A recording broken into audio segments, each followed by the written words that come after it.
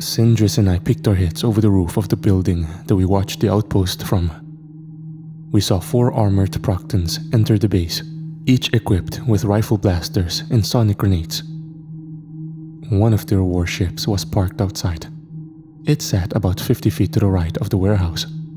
None of its lights were on, indicating it wasn't currently being occupied. That and the fact I couldn't hear any engine activity coming from it. "Are you able to hear how many of them are in there?" Sindris asked while keeping her eyes on the warehouse. "Just the 4 that walked in, since they're right by the entrance. I want to get rid of that ship before we go in there. I can grab it and drop it a few miles off the coast if you keep them distracted for a couple of minutes. Try to draw them away from the warehouse. Then, if they call in reinforcements, they'll have to circle back, and that'll give us time to get people out of there." I went on. "I'll get their attention and keep them focused on me until you get back. Then we can brute force our way into the warehouse if it's needed," Sindris added. Despite the fact that the negative tension between us was still in the process of fading away, I found myself impressed with her strategic thinking. The plan we came up with was much better than I was expecting. But there was still the problem of execution and making it happen the way we imagined. Without wasting any more time, I threw myself over the edge of the roof and began to fly toward the empty warship. I allowed Sindris to pass in front of me and make it over to the warehouse first. Her eyes and arms began to glow that now signature blue. She then terminated her flight and simply hovered just several yards in front of the entrance of the warehouse. I passed by just as she yelled out, "Hey, you hideous rat bastards, come on out!" It was only seconds before a group of armored Proctons emerged from the entrance with rifle blasters in hand. I counted 6, but that likely wasn't all of them. Almost immediately, they began to fire their blasters at Sindris, and she returned with her own beams, flying around them sporadically to throw them off as they traded shots. Everything was going according to plan thus far, and those Proctons hadn't noticed me fly by as they continued their back and forth with her. I made it to the warship and flew underneath to grab onto it and lift it off the ground and above my head. As previously mentioned, these things were about the size of a commercial plane, something like a Boeing 747, but were quite heavy due to the alien metal they were made of. I knew that I wouldn't stay undetected for long once I started to ascend with it above my head, but with the distraction Sindris was creating, they wouldn't be able to break away to come after me anyway. I pushed off the ground, and the concrete cracked beneath my feet as I began my ascent. I kept my hands flat on the bottom of the warship as I flew up, making sure I was supporting it enough to avoid it tipping one way or another. The weight itself wasn't the problem, but rather the odd shape. I didn't stop ascending until I was somewhere around 1,000 feet off the ground. Luckily, the particular area we were in was mostly populated with buildings that barely exceeded 40, so I wouldn't have any obstacles obstructing my path. I then took off toward the coast, just a few miles away. I took a glance down as I flew past the beach. The warship casted a large shadow over the sand, and the various pieces of bones and other human remains scattered around it, including a few empty and half-melted military vehicles. Once I was a decent distance away from land, I began to descend and bring the warship down with me. I didn't want to immediately drop the ship and have it potentially crush or kill sea creatures who were caught off guard. I intended to clear a path and have it fall to the seafloor without that occurring.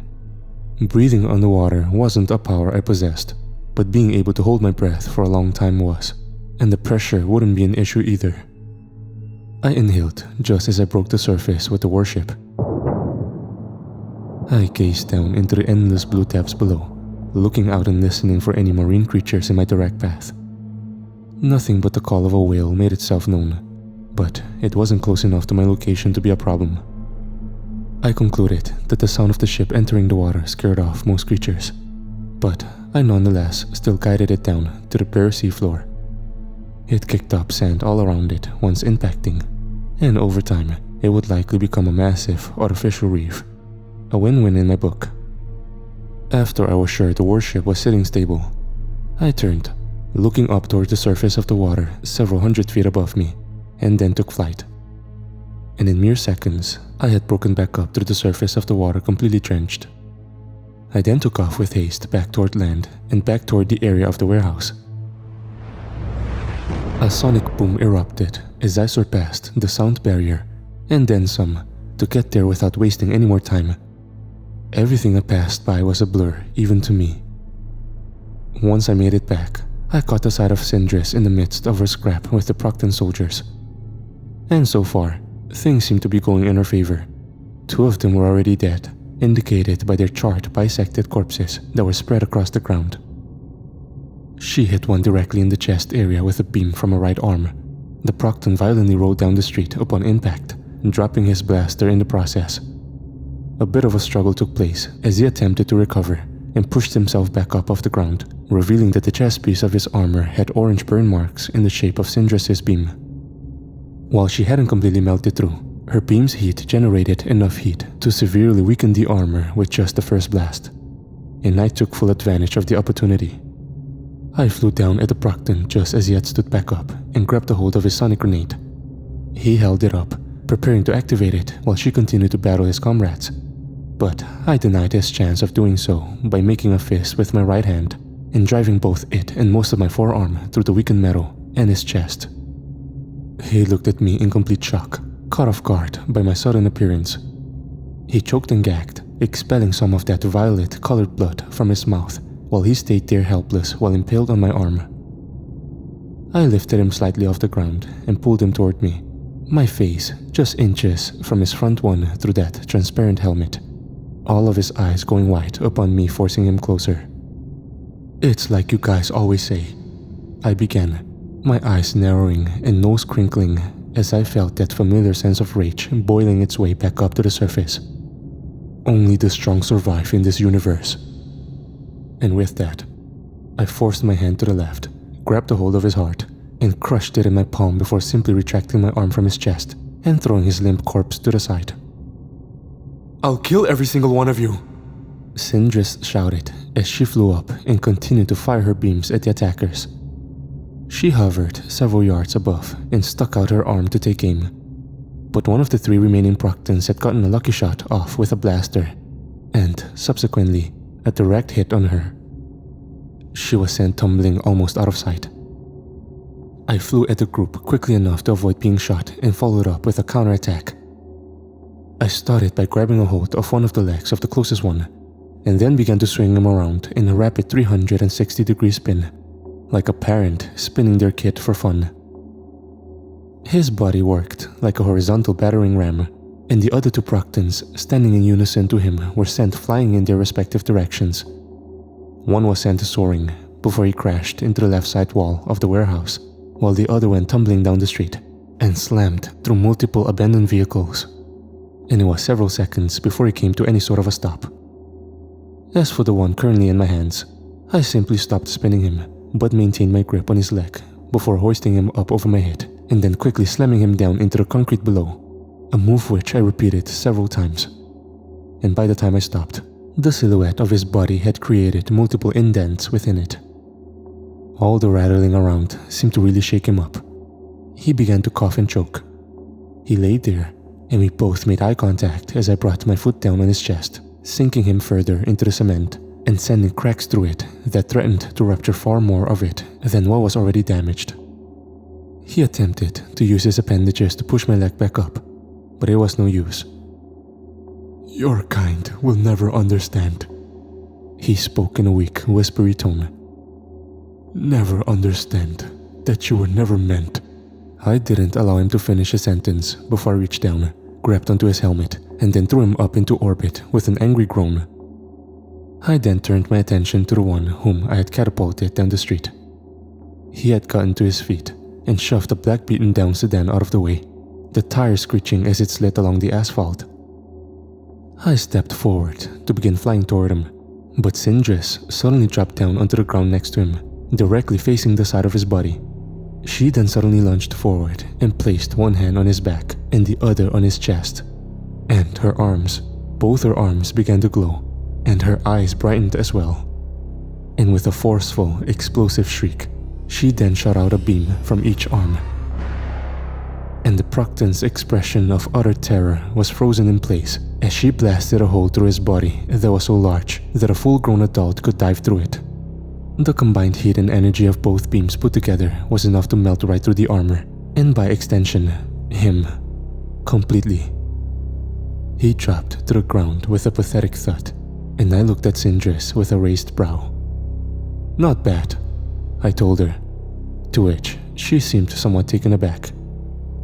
And I was anticipating her response before I heard the sudden but subtle sound of a light whoosh, as if something small had been traveling fast in our vicinity.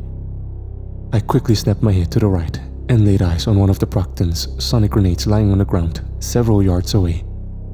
I quickly took off to get to it before it went off. The grenade activated before I reached it, and I was suddenly blasted with the ear-shattering boom that it dispersed. I felt my head vibrate and rattle as I cupped my ears and gritted my teeth.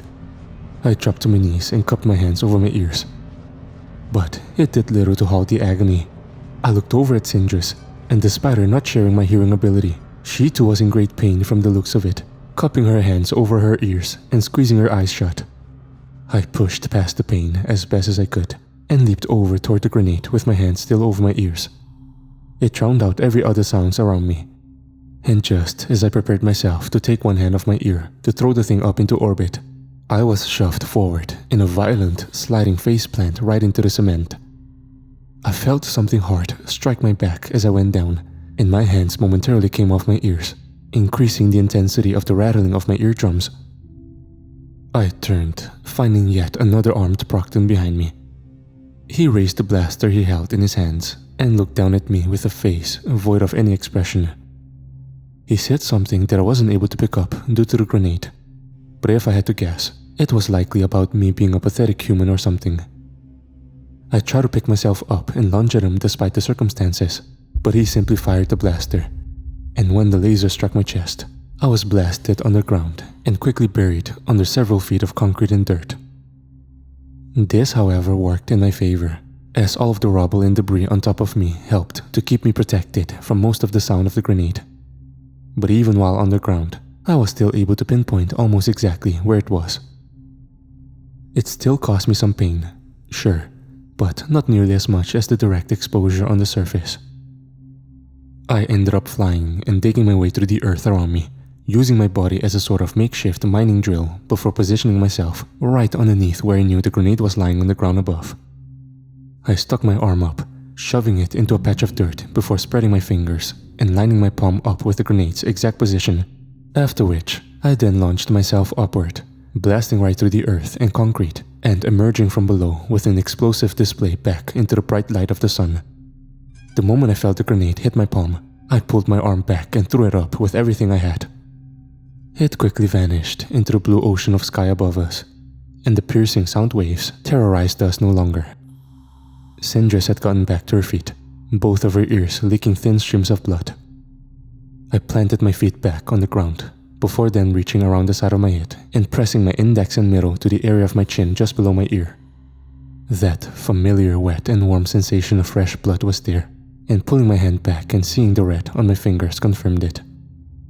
"We have warships on the way," growled the Procton, who stood next to his comrade with both their blasters in hand. "You'll both only last moments against them." I clenched my fist, feeling my response rising in my throat, only for Sindris to take the words right out of my mouth. "Let them come," she hissed. "They can collect your corpses when they get here." She and I then turned our heads to face one another, sharing a look of mutual understanding. As soon as they prepared to fire their weapons, Sindris swiftly stuck her arms out and blasted each of them with a separate beam, melting their rifles in the process and sending them barreling down toward the road, flailing and kicking as they tried to grab onto something. I took flight after the one on the left, while Sindris pursued the one on the right. And as soon as I reached him, I unleashed the fury of left and right hooks onto his helmet while he was still in motion, smashing the road into pieces below us as I allowed his momentum to continue while still delivering blows. We both came to a hard stop when I wrapped my hand around his throat and then threw him up towards the clouds. Not nearly hard enough to get him into orbit, but still enough to surpass the height of the skyscrapers far off in the distance. I allowed a few short moments to pass before I flew up after him. But when I did, a sonic boom erupted only seconds before I reached him. But that sonic boom was nothing in comparison to the sound of both my left, right, and fist colliding with his armor as I repeatedly punched him higher and higher into the sky. "What's the matter?" I shouted with a rage unlike any other, before delivering a forceful uppercut that increased his altitude by at least another quarter mile.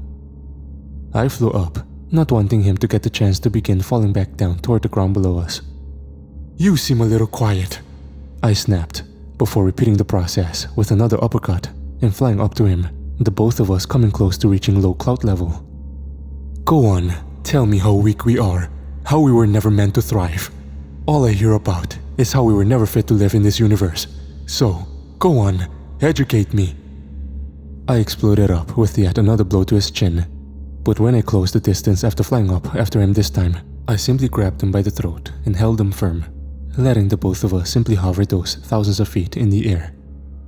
He looked at me through his cracked helmet, not attempting to escape from my grasp, although rattling around in his suit had seemingly gotten to him, further confirmed by the fact that he coughed up some sort of beige-colored equivalent to bile, painting the front and back of his helmet with it as it ejected out of both mouths. "You," he began weakly, "you know that you cannot win." "I know," I rebutted, "but when that day comes, you won't be one of the ones who gets to see me lose." And with that, I pulled my free arm back and struck him square in the face, but holding back just enough as to not fully break his helmet. Once he was inevitably sent flying forward while still in the air, I flew in the same direction, surpassing him and putting myself right in his path of trajectory. And while he was still en route directly to me, I took both my hands, put them together, and interlocked my fingers, before then raising them both above my head and slamming them down on his back as soon as he reached me. And down he went toward the ground, moving at a speed so high that his body began to engulf in flames due to the atmospheric compression. I waited a couple of seconds before beginning to fly down after him at bullet speed, the sonic boom occurring almost instantly. The flaming Procton swiftly came closer into view as he plunged closer and closer toward the pavement. But he wouldn't collide with it, not while still alive anyway. Just as he came within 100 feet of impact, I sped up, and with everything I had, I flew directly through his torso area, violently bisecting him and drenching myself in his blood. His two halves continued to fall and embedded themselves in the cement below, releasing an ear-shattering sound of collision upon impact. Dust dispersed all around like a thick fog. I slowed my descent and landed on both feet, but even with my effort to suddenly put the brakes on, I still smashed the pavement with my landing. I gazed toward the warehouse and then back to Sindris, who stood with fresh violet blood on herself, same as me. "Come on, we gotta get in there and get those people out before the warships get here," I said while waving.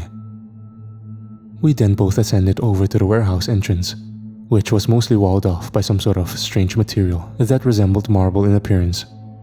But luckily, there was an opening that acted as a door, allowing both Sindris and I to slip inside. Upon entering, we were genuinely surprised when it appeared that not much was different from what you'd expect from a normal warehouse, with the exception of a few long silver wires running along the floor that were connected to a few black rectangular objects that resembled oversized computer towers. All three well over 6 feet tall and almost 2 feet in width. 3 thin vertical lights ran down the side, facing us on each one. They were rather dim, but still bright enough to be noticed. The wall in which I had caused the Procton to collide into earlier allowed some extra light to flood inside. "Must be some sort of energy unit," Sindris voiced as she continued to glance around the expanse. "Something like that. Let me know if you spot something," I replied. We both then flew up toward the ceiling in order to get a better view of the interior, trying to spot any sort of oddities that would clue us in as to those people's fates. "Maybe they moved them somewhere else," I suggested, lifting up a dusty stack of shipping pallets in order to look underneath them.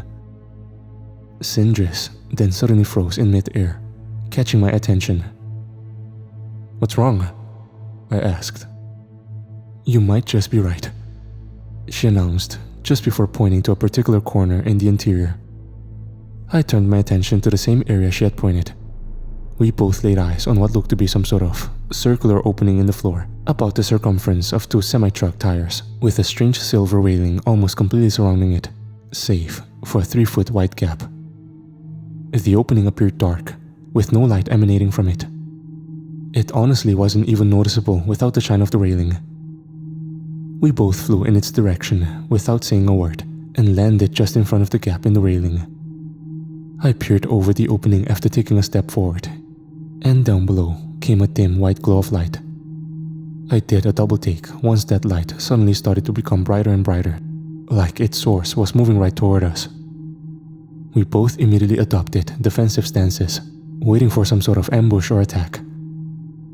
Eventually, the intensity of the light's brightness seemed to reach its peak, and I took a couple of steps back, preparing for the worst.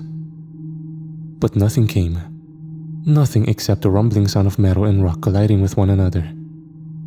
But once our eyes had adjusted, Sindris and I were met with the sight of some sort of oval-shaped platform. The outer circumference edge was lined with a shiny silver metallic material, while the rest of it was made up of strange, diamond-shaped chunks of something that resembled marble, similar to the material that walled off the front of the warehouse. I don't trust the fact that this came up on its own without us setting anything off, Sindris voiced. Yeah, it's got trap written all over it, but only one way to really find out, I rebutted. We both then stepped onto the odd, futuristic-looking platform. The white chunks below then began to pulsate rapidly for several seconds, as if there was some sort of switch that controlled their brightness levels being flipped on and off in a repetitive fashion. A moment or two passed, and the platform started to descend back down at the same rate it had ascended. I picked up the sound of several different rhythmic thumpings. Heartbeats. I felt an immediate sense of hope. Perhaps these people were still alive after all. I can hear them, I said softly, to which Sindris responded with something adjacent to a smile. Not quite all the way there, but it was definitely closer than anything I had seen before. Not that I had been doing much better myself. The idea that very soon I'd get to see more living human beings made me feel a way I thought wasn't possible anymore ever since the extermination. Eventually, the black rock walls around us disappeared, and the platform came to a stop. A bright, almost blinding light suddenly drenched the area. It took a few seconds for my eyes to adjust.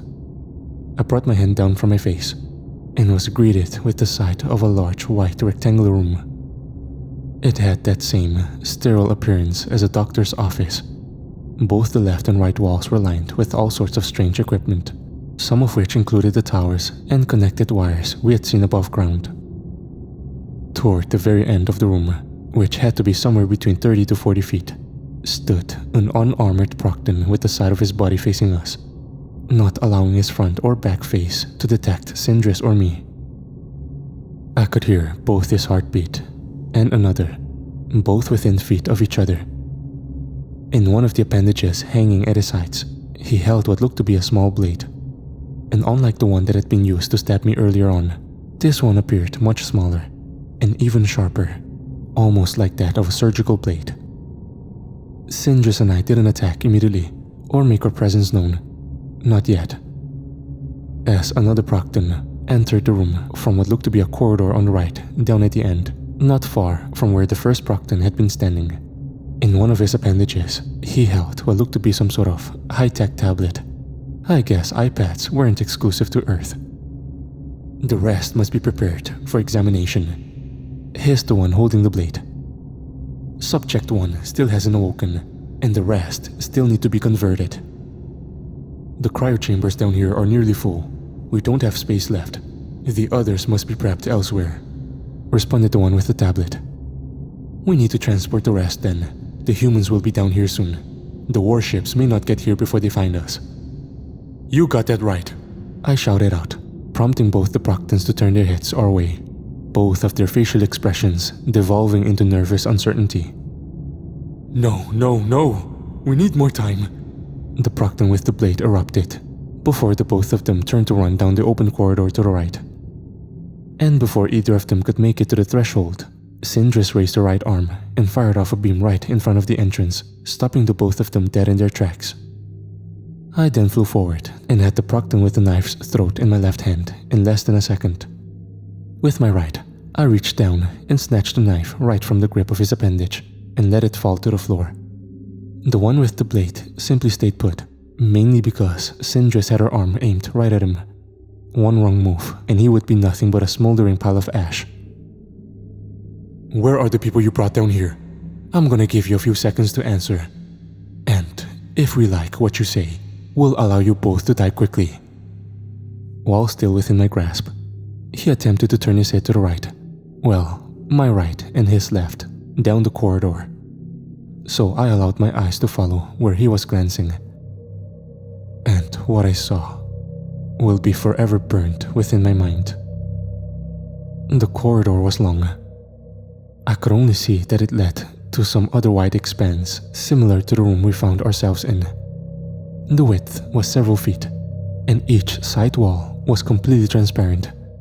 I assumed the material to be glass, but it didn't really matter, because either way, I would have seen the horrors inside. Contained behind the glass on each side of the walls were people, or rather, corpses. I couldn't detect any heartbeats coming from them. They were all in a state of undress and hooked up to wiring protruding from their abdomens, shoulders, and thighs. Men, women, and even some children.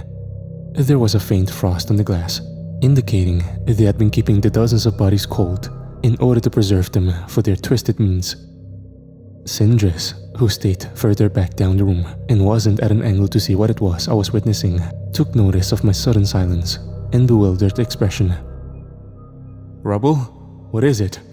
she asked as she stepped forward, keeping her arm pointed at the other Procton as if he were at gunpoint. I didn't respond verbally. I couldn't. I'm surprised that her question even registered at all. It was as if the world around me just paused as I stood there, taking in what I'd just seen. Of all the abominations I had defeated, monsters I had killed, that sight was the most horrific to me, and nothing in my previous work had ever come close. It seemed that, after all, we were too late to save these people. Sindris turned her head to get a glimpse of what was in the corridor, and she immediately put her free hand in front of her mouth. As her eyes widened, no words left her lips, not even an exhale.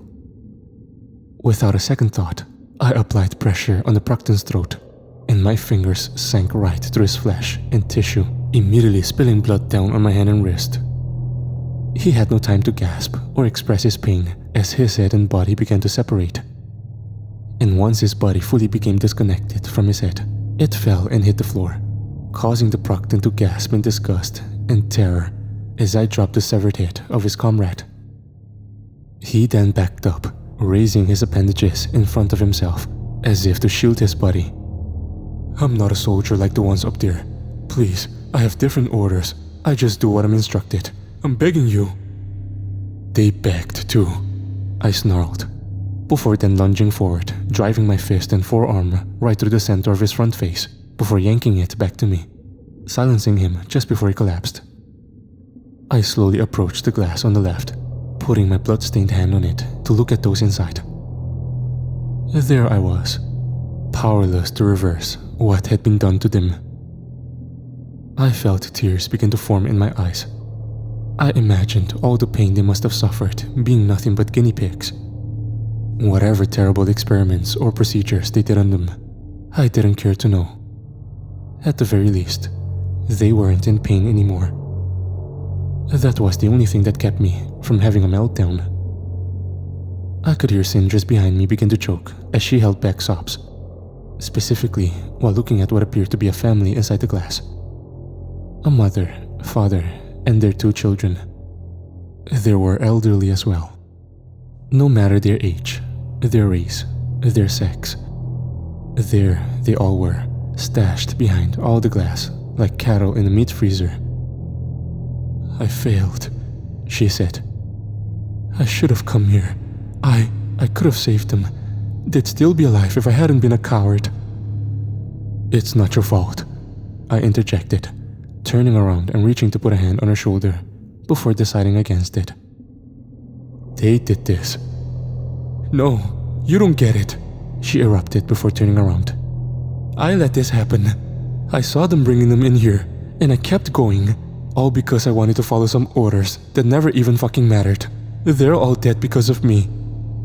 I paused, shifting my eyes to the right as I struggled to find the words to respond.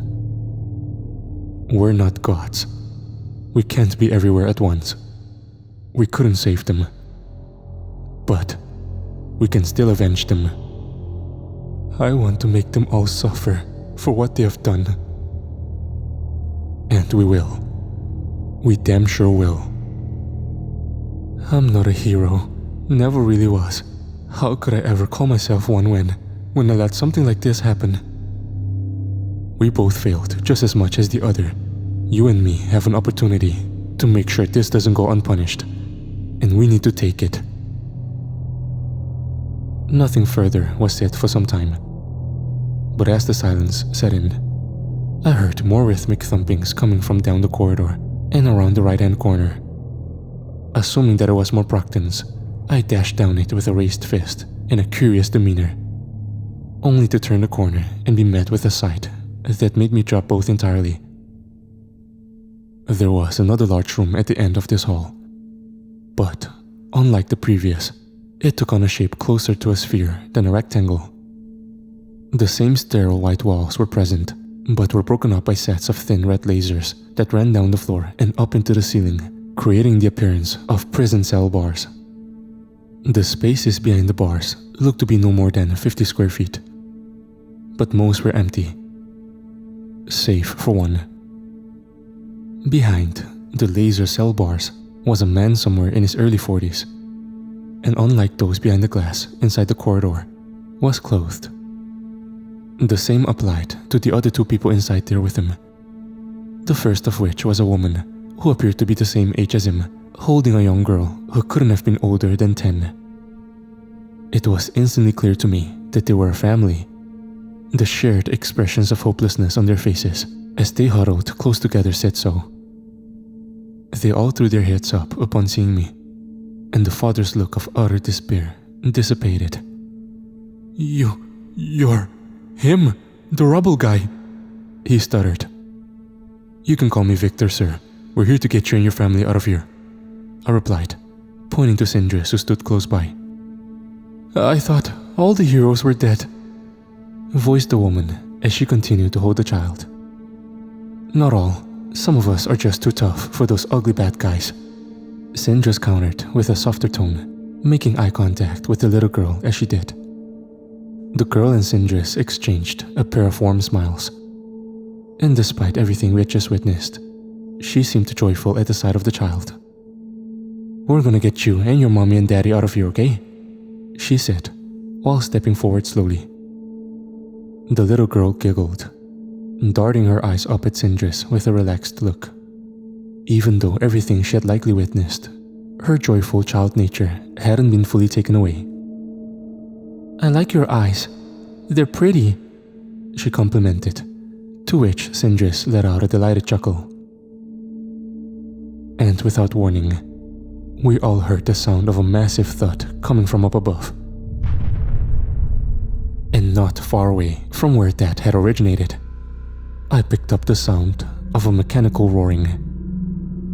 Although the others didn't react to it, indicating I exclusively sensed that part. Regardless, I know what both of those sounds meant. Sindris did too. She and I shared a glance, knowing that things weren't going to stay so peaceful for very long. The warships, they had arrived.